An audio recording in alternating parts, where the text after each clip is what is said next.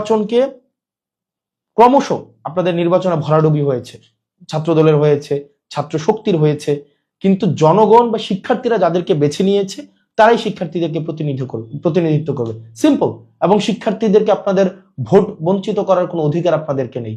আপনারা এই নির্বাচন কমিশনের সামনে আপনারা হচ্ছে একটা মব ক্রিয়েট করেছেন according to your language, according to the language you are constantly using যে মব।